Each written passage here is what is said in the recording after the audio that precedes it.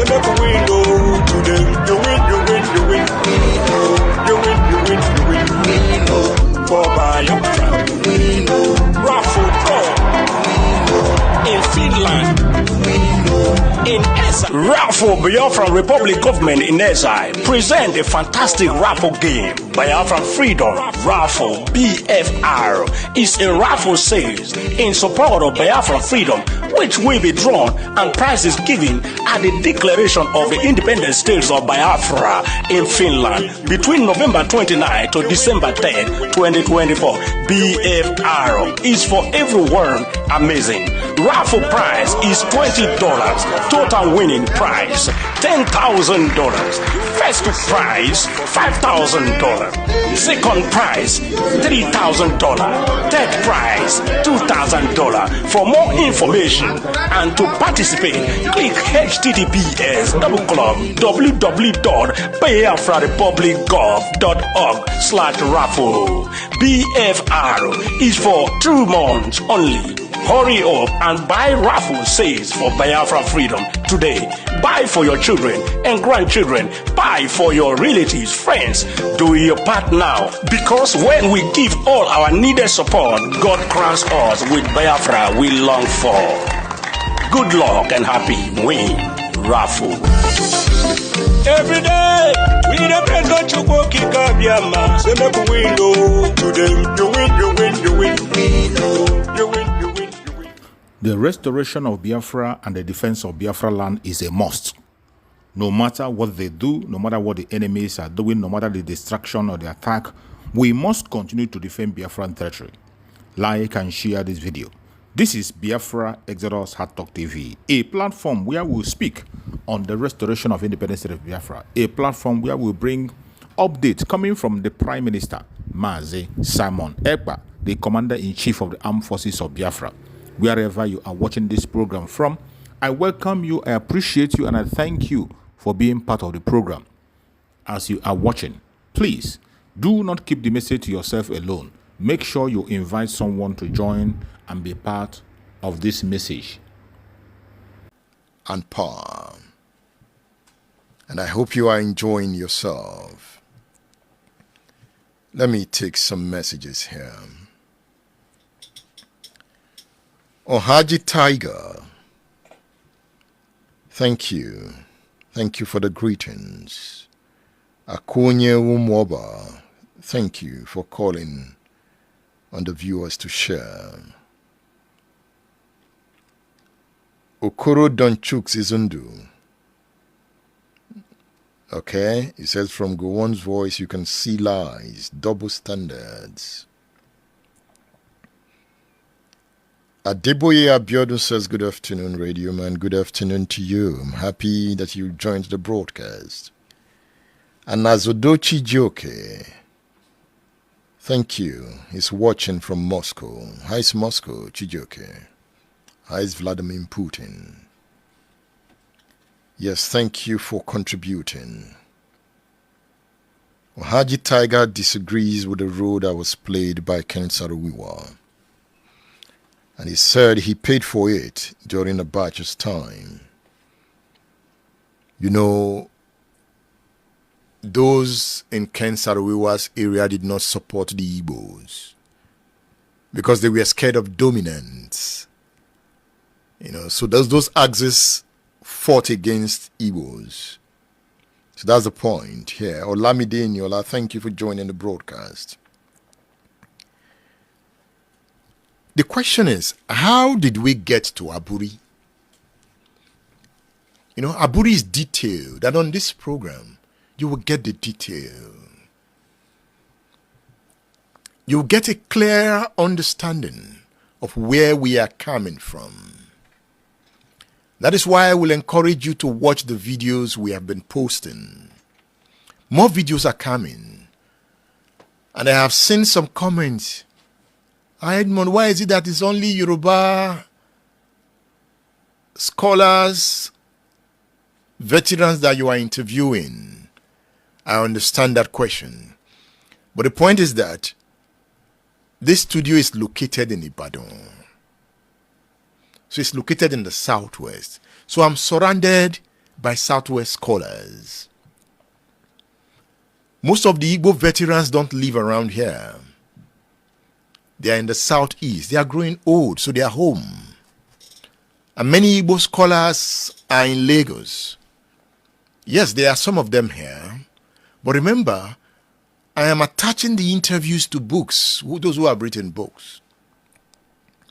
Yes, I've spoken to Igbo scholars. I've spoken to Chuks Ulegbunam. Chuks Ulegbunam lives somewhere in Oka. He's the author of the book, Ironsi. And we are planning to meet soon. It simply means I will have to move the studio to where they are. And that is expensive. I will have to move my crew. We'll get to that point. Yes, because I want to speak with everybody. You know, it's easier for me to be in the studio. My crew, we're here. But by the time we need to begin to move, begin to fly, the cost of production becomes expensive. We are working around it. And one way to support this program, it is also to buy the books we'll bring to you. There are books is tied to state affairs. So one of the ways to support the program is to buy books. There are a lot of stories to be told. I want to go to different places to tell the stories, shoot documentaries, bring history live. So for now, I am focusing on my environment. Those around me, it's easier to get the Yoruba scholars. But soon, you begin to see Igbo scholars joining the debate, right? So how did we get to Aburi? What happened? What took us to Aburi? I want us to look at Nigeria's federalism.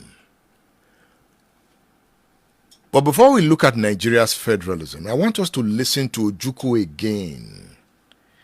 Let's listen to Ojukwu again. He raised some fundamental points about Aburi. We played it just now, so we are going to play it again. We're playing it again, and you make your interpretations. At Aburi, yes, we agreed on area commands for the armed forces. At Aburi, we agreed that the police force will be decentralized. We agreed on those. Yes.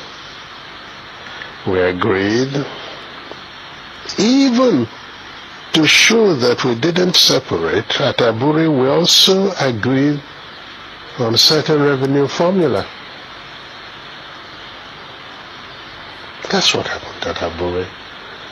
Aburi again, because I always end up, it sounds odd today, but I always end up by saying I must have been naive, because I believed actually that would be the end. I'll confess to you, when I got back to Enugu, oh yes, I had a party,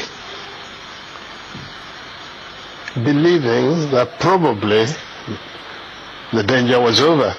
That's what we thought. Until they then began to deny everything. It was the denial of Nigeria that made me publish the tapes of Aburi, because we had insisted that each one should have a set of tapes. Everybody talks about confederation. Go and look at the transcript. There is no time that the word confederation came from my lips.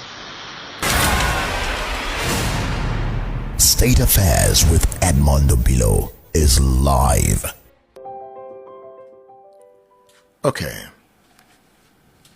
Let's begin to trace the problems that led to the conflicts, the repeated conflict that eventually dragged the conflicting parties to Aburi in Ghana in 1967. That means I want to go back to pre-independent Nigeria. So let's go. The first point I want to make here is that Nigeria's federalism was consolidated in the Littleton Constitution of 1954. The Constitution recognized Western, Northern, and Eastern regions as the federating units. The powers of the central and regional government were defined in the exclusive, concurrent, and residual list. Following the Lancaster House London Constitutional Conference of 1957 and 1958 and the Willix Commission of Inquiry, the Littleton Constitution was amended to become the Independence Constitution of 1960. After the 1957 conference, the Western and Eastern regions attained self-government on the 8th of August 1957. And when I say self-government, the British decided to experiment with Obafemi Awolowo and Azikiwe. They were the leaders of their region, so they attained self-government before Nigeria. So it's like the Western region gained a sort of independence under Awolowo, and the Eastern region under Nnamdi Azikiwe, but not the North. The North wasn't ready.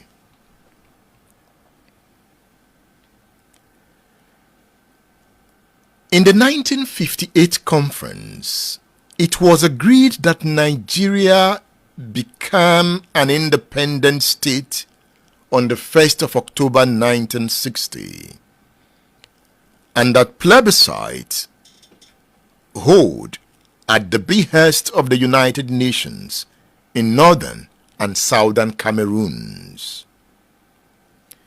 You know, at some point, Bola Tinubu threw a jibe to the PDP candidate. Even somebody that they said came from Cameroon, we've not raised that issue. He was talking about Atiku Abubakar. You know, part of Adamawa was northern Cameroon at that time. You know, after Germany lost the Second World War, Cameroon was Germany's colony.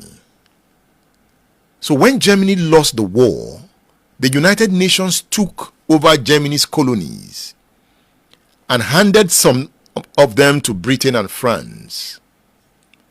So a part of Cameroon was handed to France, and another part was handed to Britain. That is why if you go to Cameroon today, you have a part speaking French, another part speaking English. The part speaking English wants their own country. So at the moment, they are fighting for independence. That's Ambazonia. And they were called mandate territories at that time because Britain and France had the mandate of the United Nations to govern Cameroon. So when Nigeria got her independence, they wanted to know that those parts of Cameroon that were governed by Britain, they wanted to know if they would like to be part of independent Nigeria. So the part Atiku comes from in Adamawa State, then Gongola State at some point, they voted to be part of Nigeria. So they became Nigeria. Why Southern Cameroon, where you have Bakassi at the moment, voted to join the other Cameroon that was governed by France? You know at the point NCNC was the National Council of Nigeria and the Cameroons. At that point, NCNC the name was changed. So that was why the plebiscite was called. Some would call it referendum. So the plebiscite held on February 11th and 12th, 1961, with Southern Cameroon opting to join the Republic of Cameroon and Northern Cameroon voting to be part of Nigeria.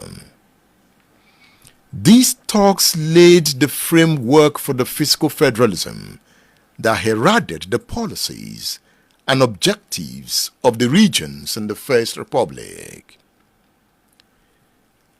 The regions had financial autonomy and they regulated their security.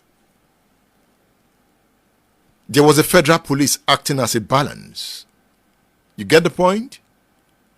The regions were somewhat independent. That was what Ojukwu wanted in Aburi.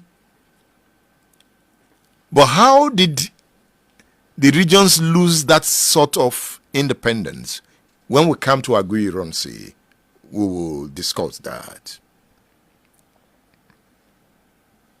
The regions had financial autonomy and regulated their security, with the federal police acting as a balance. The development of infrastructure witnessed under this arrangement is unrivaled in the annals of Nigeria's checkered history.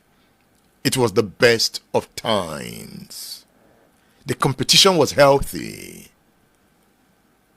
As the Western region built Obafemi Awolowo University, then University of Ife, the Eastern region said, no way. Eastern region came up with University of Nigeria, Nsukka. The Northern region said, we will not be left out. And Ahmadu Bello University was born. As Obafemi Awolowo came with Western Nigerian television, the Eastern region said, no way. They came out with their own. You could see that competition. Awolowo was using cocoa. There was palm oil in the Eastern region. Now, when you hear people talk about restructuring, they are saying, let's go back to where we are coming from. Akinriade was a member of the armed forces. He fought in the Civil War. At some point, he was Nigeria's chief of army staff. So, when we talk of restructuring, is the North ready for restructuring? Let's listen to Akinriade. This morning, somebody posted the report of a meeting. Lee Kuan Yew was here. 65 days after he left, Gowon became head of state. And Gowon, when he was already 65 days in office, also called a meeting of the North, the West, the East, and the Midwest. They were all represented by very high caliber people. Babawolo was there, Nauru, Eyo, and the rest of them were there. If you see the report of that meeting, it is obvious that the North knew exactly what they wanted. And what has happened now is because we have put up this rent society, their successors now saw Nigeria as a milking cow. And that is why suddenly they developed this idea that they don't know what Nigeria should be like. They were all agreed that any of those regions can form its own itself into whatever they want. They can create states there, they can create whatever they want, but they have to do it. Second, they have to be able to account for themselves. That means they have to earn everything that they require, and they can develop anytime they like.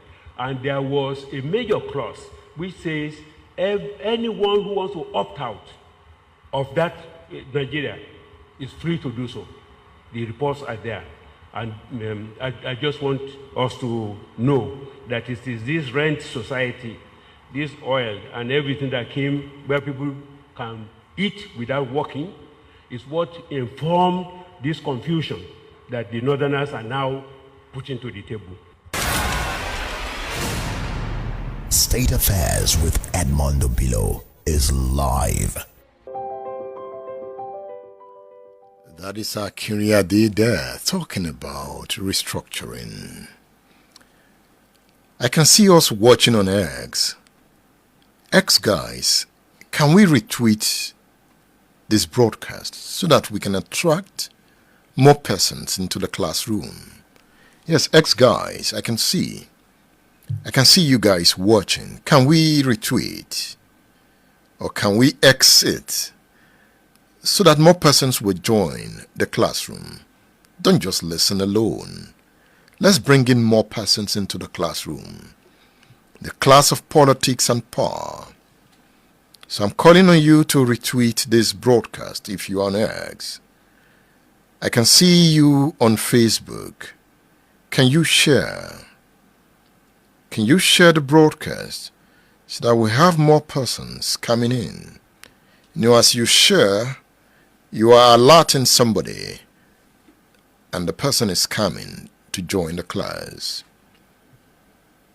we have reached the point in our national life where the history of where we are coming from is told to the young and the old.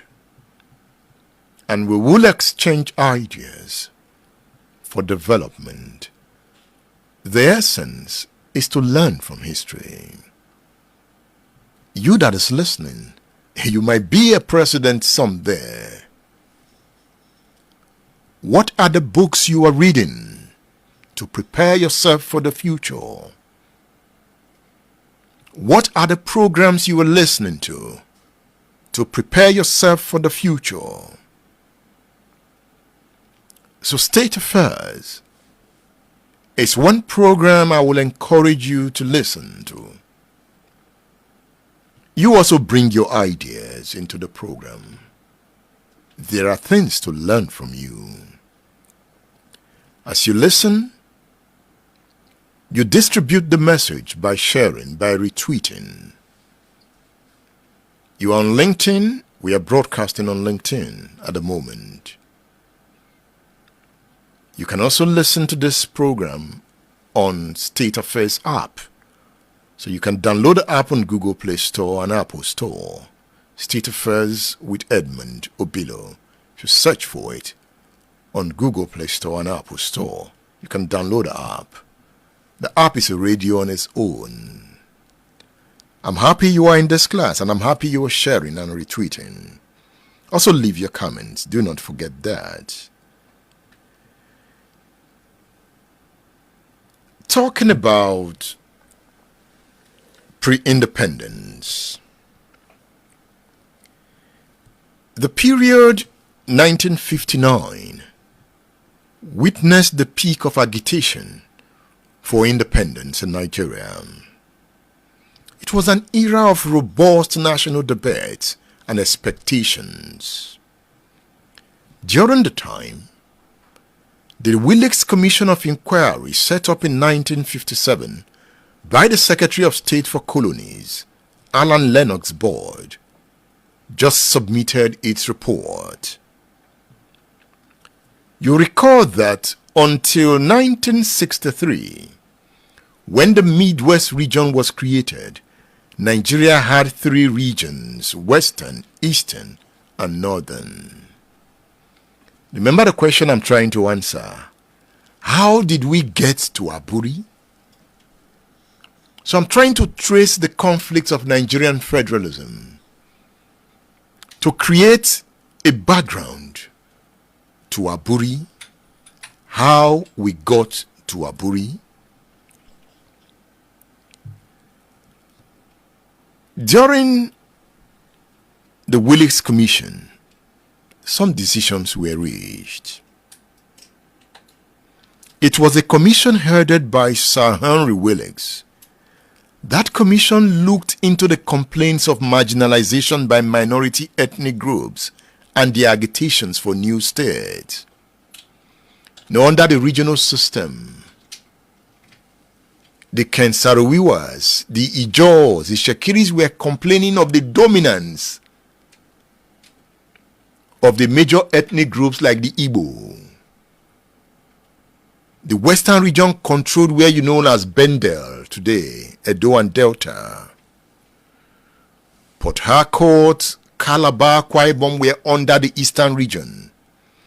And the Igbo tribe was the dominant ethnic group.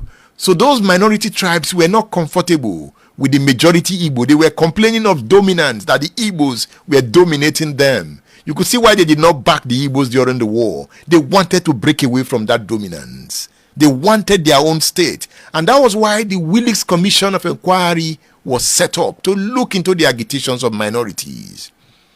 In the northern region, those in the Benue axis today, Plateau State, were not comfortable with the dominance of the Fulani. So they also wanted their own state. The Ts, the Jukuns, they were not comfortable with the dominance of the Hausa Fulani, so they wanted their own states too. They were agitating. That is why if you read about J.S. Tucker, the leader of the Middle Belt at that time, United Middle Belt Forum, There was the Thief massacre. It was a fight for their own state. So the Willix Commission was set up to look into the complaints of marginalization by minority ethnic groups and the agitations for new states. The commission recommended that a Bill of Rights to